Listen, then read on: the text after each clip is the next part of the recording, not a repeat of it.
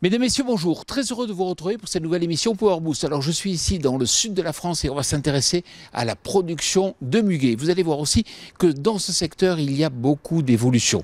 Nous parlerons d'innovation et de machinisme. Top départ pour cette nouvelle émission Power Boost.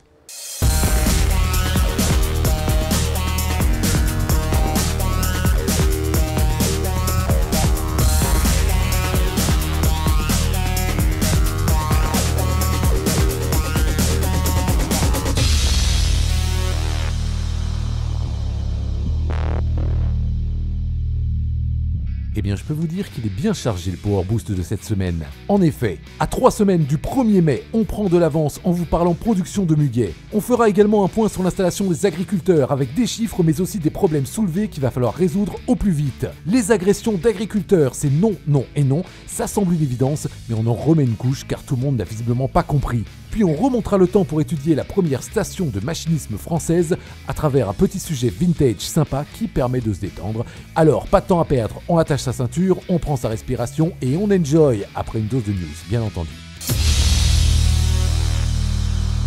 AGCO et Bosch viennent de révéler une première production en série de pulvérisateurs dotés de la Smart Spring Solution avec le fabricant allemand de pulvérisateurs Daman. Rappelons que cette technologie permet une pulvérisation avec ciblage ultra localisé sur les adventices. Les tout premiers pulvérisateurs Daman dotés de cette fonction devraient être livrés au printemps en Allemagne et en Hongrie pour commencer. Dans un second temps, les pulvérisateurs Fendt Rogator d'AGCO rendront la technologie disponible en Amérique et en Europe en 2024.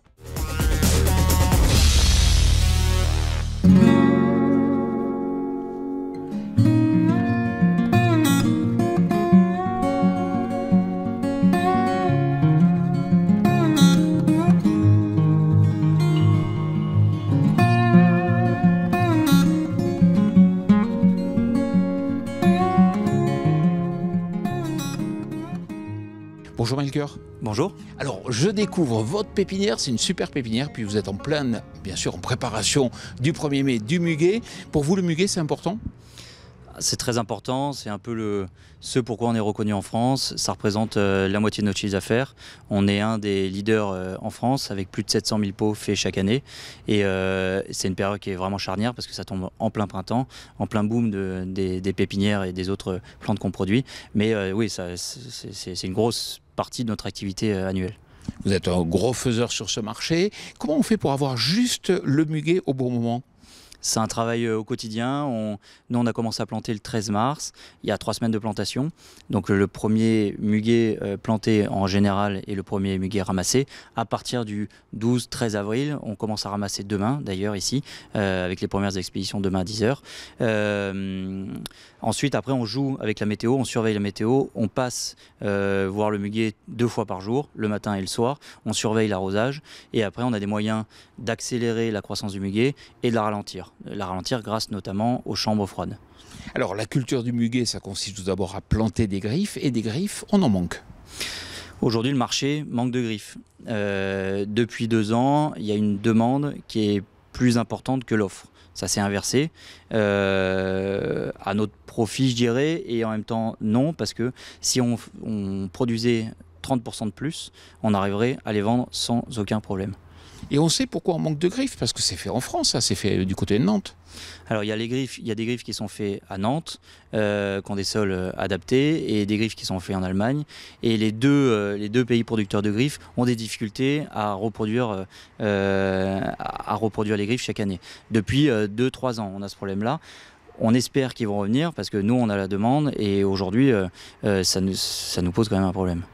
Alors, autre problème dont on parle souvent dans l'émission Power Boost, c'est un peu les pénuries organisées. Est-ce que vous pensez aujourd'hui que les fournisseurs ont augmenté leurs prix et oublient de les baisser ?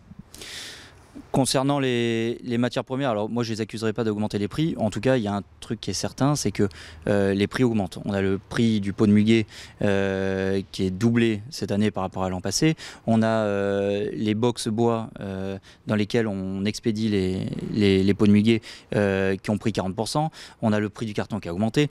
Enfin bref, on a le pot qui a augmenté entre 12 et 15% cette année par rapport à l'an passé. Vous arrivez à le répercuter, peut-être ça entame un peu votre marge, mais dans le fond, vous dites que ce n'est pas forcément bien, parce que si on monte trop, à un moment donné, le consommateur ne pourra plus payer. Alors oui, on s'assoit un petit peu sur la marge, mais on est obligé de répercuter un petit peu une augmentation, même si on prend un peu sur nous. Et puis il y a une chose aussi à prendre en compte, c'est que le muguet c'est une tradition, on veut conserver cette tradition, et il faut que le muguet puisse se retrouver au bord des routes chaque année. Et pour ça, il faut que le prix du brin, le prix du pot reste accessible pour les vendeurs à la sauvette. Donc nous, on tient absolument à conserver un prix abordable pour ces gens-là et à pas trop les augmenter. Ça, c'est vraiment intéressant. C'est-à-dire que pour pas avoir un moment, une coupure vis-à-vis du consommateur, vous dites plus il y a de vendeurs quelque part au bord des routes, plus ça fait perpétrer la tradition. Oui, complètement. Ils ont besoin de nous, mais on a besoin d'eux. Le muguet, c'est un jour dans l'année, le 1er mai. Et si à un moment donné, ces gens-là ne peuvent plus vendre au bord de la route, quelque part, la tradition risque de s'amenuiser et de porter préjudice à ce marché-là, qui aujourd'hui est un marché très porteur. Vous avez 35 ans, vous avez plusieurs installations ici dans le Var. Quand vous regardez vers le futur, qu'est-ce qui vous inquiète le plus ? On fait attention à tout, à tous les coups. Le but, c'est d'être rentable. Le muguet, pendant des années, n'a pas été rentable. Depuis quelques années seulement, il l'est. Donc on surveille tous les coups. Et au moment où on fait le plus attention aux coûts, il y a toutes les matières premières qui augmentent. On a aussi, donc vraiment on fait attention à ça. On a, nous pour notre exemple, le prix d'électricité qui a bondi de 400%. C'est énorme à supporter pour une entreprise comme la nôtre. On a aussi des difficultés à recruter. Beaucoup de difficultés à recruter. On est obligé avant les saisonniers revenaient d'année en année. Aujourd'hui, on est obligé d'aller les chercher et pas forcément dans la région. Donc on marche sur des œufs tous les jours. S'améliorer, ça veut dire comprendre le consommateur, et vous constatez que le consommateur, il veut quoi? Des gammes plus larges, il veut du local? Exactement, il veut les deux. Il veut du local, c'est la raison pour laquelle nous on produit de plus en plus. On vend ce qu'on produit et on produit ce qu'on vend. Et puis il veut trouver de tout toute l'année. Il y a des plantes qui sont périodiques, mais le consommateur voudrait trouver de n'importe quel produit quasiment toute l'année. Donc c'est la raison pour laquelle on est obligé de se diversifier. On est obligé d'avoir une gamme très très étendue pour ne pas perdre le client. Une diversification qui va même jusqu'à produire de la fraise. Ça semble étonnant. Ça semble étonnant, mais il y avait un marché. Pour nous, c'est vrai que c'était une vraie découverte. On a découvert ce milieu-là, on a découvert ce produit qui n'est pas un produit facile à travailler. Et en même temps, il y a de la demande. On n'a aucun mal à la vendre, mais on est très content parce que ça nous apporte une nouvelle clientèle. Bon, Melchior, félicitations et puis bon 1er mai. Merci, vous aussi. Cette semaine, la Cour des comptes a publié un rapport sur la transmission et l'installation des jeunes agriculteurs. On vous explique. Comment freiner la diminution du nombre d'exploitations agricoles en France? Vaste question, puisque chaque année depuis 2015, 20 000 chefs d'exploitation cessent leur activité tandis que 14 000 s'installent. Conséquence logique, le nombre d'exploitations se réduit inexorablement. Il y a aujourd'hui 800 000 fermes de moins qu'en 1980. La Cour des comptes s'alarme dans un rapport publié cette semaine et rappelle que la situation risque d'empirer, sachant que l'âge moyen d'un exploitant agricole est aujourd'hui de 51 ans. Elle constate aussi que si les instruments d'aide à l'installation et au démarrage existent, ils seraient insuffisamment adaptés à la diversité des modèles d'exploitation et des profils. Ainsi, un tiers des installations sont le fait de professionnels de plus de 40 ans, auxquels moins de 5% du montant total des aides sont accessibles. D'autres dysfonctionnements sont également soulignés. Prix des exploitations complexes à fixer, marché peu transparent, inadéquation entre exploitation ACD et souhaits des nouveaux agriculteurs, concurrence entre installation et agrandissement, concurrence de génération entre nouveaux agriculteurs et propriétaires recourant au travail délégué, bref. La Cour des comptes pointe plusieurs recommandations d'ici à 2024 pour être en phase avec la réalité des cessions d'exploitation. Parmi elles, la mise en place d'observatoires régionaux ou encore l'obligation pour les structures d'accompagnement de nouer des partenariats représentatifs des différents modèles agricoles. On parle souvent des agressions dont sont victimes les agriculteurs dans leur travail. Justement, on avait consacré une émission entière dans le cadre du dernier salon de l'agriculture à ce sujet. Christophe, la question est simple. Vous avez essayé de lister un peu quelques frictions au bas mot entre agriculteurs, néo-ruraux, mouvements, ONG, associations. Et ça donne quoi? C'est ça. En fait, depuis plusieurs décennies, l'agriculture est un secteur d'activité économique qui est sans doute un des plus soumis aujourd'hui à la guerre de l'information, non seulement par le contenu, sur des campagnes de dénigrement, des dénonciations, de pratiques productivistes, d'insultes, de troubles. Des tensions, il y en a. Bon, il y a des, Comment elles se matérialisent? Allez, Alors, dites de tout. il y a des gestes désagréables. Des insultes? Des doigts aussi. Ouais, des doigts aussi, très clairement. Des photos, beaucoup de photos. Beaucoup de vidéos. L'utilisation de la vidéo pour vous dire « je vous filme ». Pour dénoncer. Pour dénoncer. Dénoncer auprès des mairies, les autorités, main courante, plainte. Enfin, vraiment tout l'arsenal. Bon, il faut derrière travailler avec les communes, expliquer, alors même provoquer des débats publics pour expliquer. Et donc tout ça fait que ça aboutit à un certain nombre d'incompréhensions, d'autant que effectivement les citadins se sont rapprochés physiquement des exploitations et ne connaissent pas nécessairement, on a les nouvelles générations qui n'ont jamais passé leurs vacances à la ferme et donc ne connaissent pas nécessairement ce qu'est aujourd'hui l'agriculture. Ça vaut pour les phytos, mais ça vaut aussi pour l'élevage. Ce que je veux dire, c'est que les agriculteurs, en fait, ils subissent une double peine. D'abord, ils sont victimes, à mon avis, du système productiviste agricole qu'on a imposé, qu'on leur a fait passer, en fait, comme étant, à un moment donné, comme la seule solution. C'est-à-dire produire plus, avec plus d'intrants, plus de produits, etc. Ils l'ont été victimes pendant longtemps.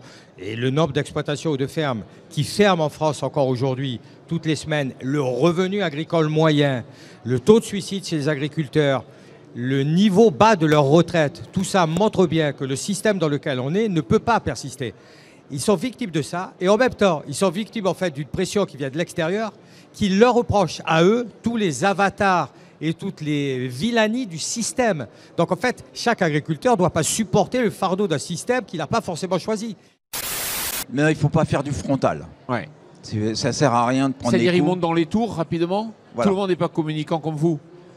Bah non, en fait, c'est par la pédagogie qu'on y arrive. Hein. Alors c'est vrai que quand j'étais plus jeune, je courais plus vite. Ouais. Et je cours après les gamins qui faisaient des bêtises dans les champs. Mais aujourd'hui, j'essaye de contourner et de leur expliquer plutôt. Dans l'émission Power Boost, on aime bien prendre du recul. Et justement, on va aller voir la toute première station d'essai des machines agricoles. Saviez-vous que la première station d'essai de machines agricoles en France datait du 19e siècle? C'est plus précisément dès 1888 que des ingénieurs ont testé de nombreuses machines agricoles sur un terrain de plus de 3000 m² dans le 13e arrondissement à Paris. L'objectif de cette station, baptisée la SEMA, était de fournir aux agriculteurs des informations fiables et vérifiées sur les capacités des matériels existants. La SEMA disposait ainsi d'un hall principal d'essai, mais aussi d'un atelier d'outillage de précision. Des poulies spéciales permettaient notamment de donner avec une grande exactitude la vitesse voulue à la machine expérimentée. La SEMA, dont les photos d'époque ont été exhumées grâce à un travail de l'INRAE, reprendra brièvement son activité après la Seconde Guerre mondiale. Cette station d'essai parisienne sera ensuite relayée bien plus tard par le Centre national d'études et d'expérimentation de machinisme agricole, créé en 1955, puis le SEMAGREF, créé en 1981. Ça ne nous rajeunit pas tout ça. Voilà, j'espère que cette émission Power Boost vous a plu. Je vous retrouve bien sûr la semaine prochaine, mais d'ici là, n'oubliez pas que chaque jour, vous pouvez nous retrouver avec de nouvelles vidéos sur notre chaîne YouTube. Et puis, bien sûr, n'oubliez pas de vous abonner à notre page Instagram. Je vous souhaite une excellente semaine.